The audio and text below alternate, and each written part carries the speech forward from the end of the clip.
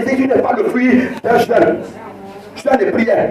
Le sang de Jésus n'est pas le produit de la dîme que tu paies. Non, non, non. C'est le sang de Jésus-Christ est vraiment venu de Dieu.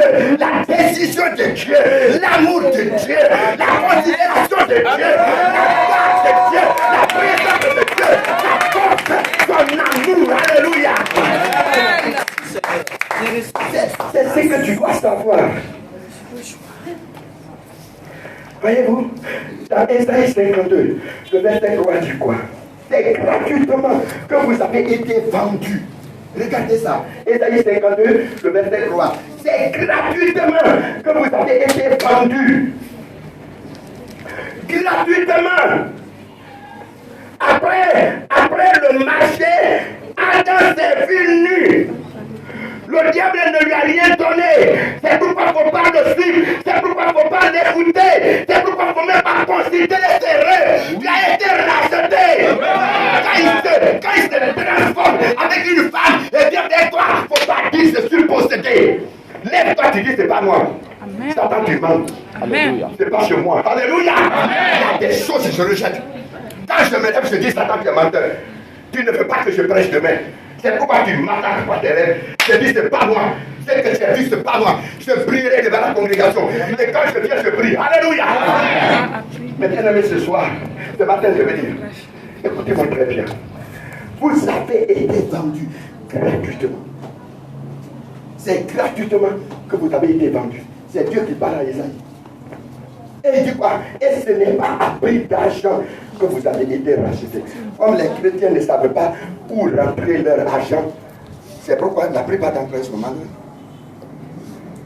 Je vous assure, écoutez-moi bien aujourd'hui, quand on était en ville, à l'amour de Dieu, on a nommé un trésorier. Le trésorier est sorti pour aller demander à un ancien pasteur.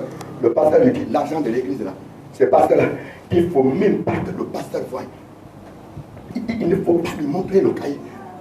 Vous lui donnez juste, allez-y lui demander ses dépenses. Vous lui donnez juste ses dépenses.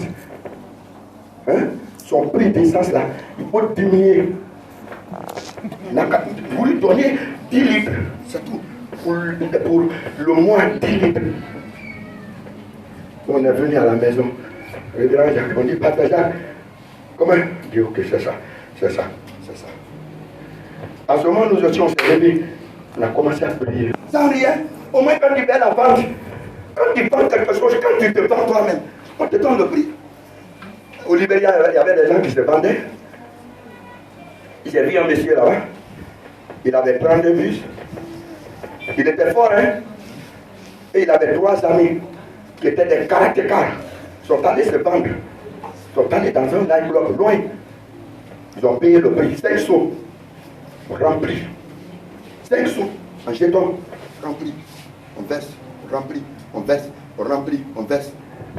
Maintenant, si tu es fort, ceux qui vont venir te prendre là, c'est à toi de les maltraiter.